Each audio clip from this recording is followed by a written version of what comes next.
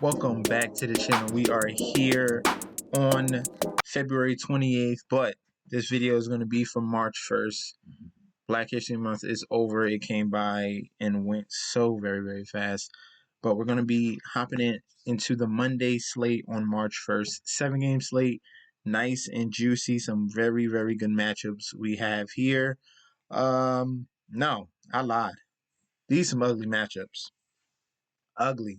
It's a lot of bad teams versus bad teams. The most competitive game that I'm looking at is going to be between Indiana and Philadelphia, and then Utah and New Orleans. That's the most back and forth I can see. Obviously, San Antonio Spurs are going to be in a very, very good spot going against the Brooklyn Nets, but you're going to have to wait on news because they have a lot of guys in and out. We're not sure if Keldon Johnson is going to be back. Aldridge should be back, and DeRozan should be back. But Keldon Johnson reassertion back and Rudy Gay is going to be huge question marks for that team. So you don't really know. So we're going to break it down from point guard all the way to center, starting at 7K and below. Obviously, I'm going to give you the guys that you're going to be saving money on Fanduel. But I'm going to start with Draftkings, going off with Gary Trent Jr. going up against the Charlotte Hornets, and they're giving up a high percentage of three-point attempts makes. They are currently 21st in the league at three-point percentage allowed. So they're not a very, very good three-point defense. Gary Trent Jr. is a very good three-point shooter. He's been hovering around this, 5'9", 6K range, but this is definitely a game that he can really excel at that three-point shot. He's been taking a lot of shots, 20 against the Lakers, 16 against the Denver Nuggets, 18 against the Phoenix Suns. So I'm really looking forward for Gary Trent Jr. to really knock down these threes because he is a one, he's not a Swiss Army knife. He does one thing, and that's knock down threes. Maybe give you a couple assists here and there, but he needs to be hot from that three-point spot. And I'm willing to take a shot on him at 6K at the point guard spot. Next, we're going to look at Patty Mills. And Brooklyn Nets, one of the worst defenses in the league, giving up a lot of points because they play at a very, very high pace. Patty Mills is in a situation where they're going to need scoring from that second unit. He's been a staple with all the guys in and out of that offense. And as you can see, 30 minutes, 28 minutes, 26 minutes, you see the consistency. The price is not too high. He's below 5K, 4,700. If he's getting the minutes and he's knocking down those shots, they're going to need him to really bolster that second unit. I'm willing to take a chance on Patty Mills at 4,700. These are not slam dunk plays today. I'm looking for better value. Hopefully we get some more news, but from what we have right now, it's looking like I'm looking at pretty much players in nice positions. Okay, that's what I'm looking for, going up against high-paced teams or bad defensive teams, and we're going to take our shots, and hopefully they come through. Next is going to be Isaac Okoro, the rookie, going up against the Houston Rockets, who another poor team. We missed a curve on him going up against the Philadelphia 76ers, who've been very, very up and down as of late. They huge upset losing to the Cleveland Cavaliers the other day. And he had a nice performance. Hopefully he can bring it back and have a back-to-back game of this type of caliber. 36 DK was very, very nice at 4,400. Bumped him up all the way to 5K, but it is viable. He is getting the minutes. He stayed at a very low price all year long. Maybe he's coming to his own. Defensively, obviously, he has those type of skills with his length. He creates a little bit with assists, and he is a okay rebounder. The point is, can he knock down the shots? And if he is, he's going to keep getting that ball and definitely be worth that 5K price. Isaac Okoro, we're going to take a shot on him at 5K. Next, this one we're going to stay with the hot hand, and that is Malik Monk at 5,500 for the Charlotte Hornets going against the Portland Trail Blazers. They don't play defense as well, and this man has been on absolute fire. 3 straight games of 20 points or more. As you can see, obviously he's a one-trick pony, knocking down his shots, knocking down his threes. Luckily, in that Golden State Warriors game, he was able to get 5 rebounds to bolster um, his fantasy point total. So, not saying he's going to get 20 points again, but if as long as he's staying hot and the price is right, he's going to get the minutes.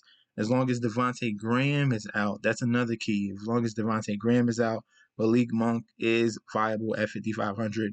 Once he gets to 6K, I'm staying away because he would just have to go off for like 30, 40 points. That's too much. That's too much. Malik Monk, as long as Devontae Graham is out, we're going to play him at 5,500. Next is Keldon Johnson. This is going to be the second spur that I have in this video. And this one is predicated on if he's going to play and get, thumbs up from the COVID protocol, he's going to be thrusted back into that starting lineup, obviously 30 minutes plus. Conditioning should be fine. He's not injured. He's just staying away because of COVID. So he should get right back into the lineup going up against the Nets. As long as he stays out of foul trouble, he should be totally fine. And he's hovered around this 5,800 price. He has the ability to go above that because he is very dynamic, can score, can rebound, can assist. He does a little bit of everything for the San Antonio Spurs. So I do like Keldon Johnson from the San Antonio Spurs. Next, we have another long and lanky type of defender, 3-and-D guy, Derrick Jones from the Portland Trail Blazers. Now, this one, I like him because I think he can do very well on the rebounding end going against Charlotte as long as Cody Zeller is out. Derrick Jones and Enes Kanter can definitely pick apart Cody Zeller being out. So he's going up against PJ Washington and Bismack Biyombo and those type of guys. Lesser rebounding talents, but Derrick Jones Jr. does have some ability to shoot the three. Can definitely dunk. He was the dunk champion in previous year. And the minutes are there. Minutes equal money, 34 minutes, 29 minutes, 31 minutes against Washington. So getting that type of opportunity around that 5K range, not too high. The skill set is there. I like the opportunity. The game is a very, very close game. It should be because Portland is not going to blow out anyone. And Charlotte's past been very, very tough the past 5 games. But we're going to go with Derrick Jones Jr. at 5,500. And then last but not least, Steven Adams for the center position. This one's strictly for Draftkings. You can play with him on Fanduel, but it's very, very important you get the center position absolutely correct. You have to. But this one, I think he's too cheap going up against the Utah Jazz. They should be able to keep it close. And Steven Adams has a very, very good past going up against the Utah Jazz, going up against the Rudy Gobert. 3 out of the last 5 games against the Utah Jazz right here. He's got 34 DK, 36 DK, and 41 over the past 2 seasons. So he knows Rudy Gobert very, very well. Obviously, he has had some very good games against him. He has the potential, as you see, against Milwaukee, 35 DraftKings points.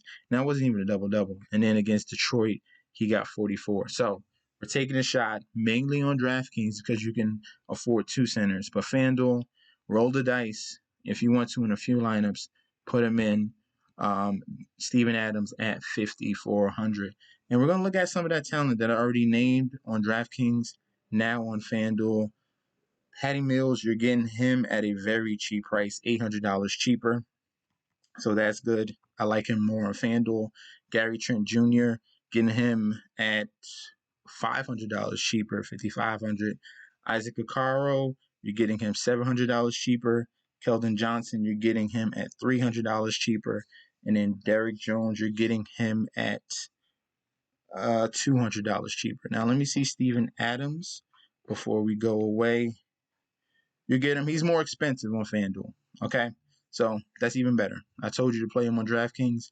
He's cheaper on DraftKings. Stick with that. Other than that, you pay up for your studs. I gave you a ton of guys. Hopefully these guys hit. But some studs that are in very good spots. Jokic going up against Wendell Carter is a good spot. Luka Doncic, it's all on this man going up against Orlando, even though that could be a blowout. Lillard is in a nice spot going up against Charlotte and that bad 3-point defense. Vucevic can definitely pick apart KP on down low, especially. And Kyrie Irving as well going up against San Antonio, coming back. He took a day off, obviously. Nets lost against Dallas. Now they're trying to bounce back against the San Antonio Spurs. We will see what happens. Let me know if you like the core that I have right now. If not, please comment down below. We can discuss other plays. Hopefully some news comes out. Stay tuned to rotoworld.com/NBA. There'll be up-to-date news tomorrow throughout the day, and we might find some more value. Don't forget to follow me on Instagram and Twitter at MessNetJustD. Like, comment, subscribe to the channel because we're trying to get to 300. Once we get to 300, that 300 subscriber will get $10 to put on whatever they want. Draftkings, Fanduel, the sports books that are available right now if you want to put it on an ad. It's free money. Why not? Share the video. I'll see you guys tomorrow with another installment, and peace out.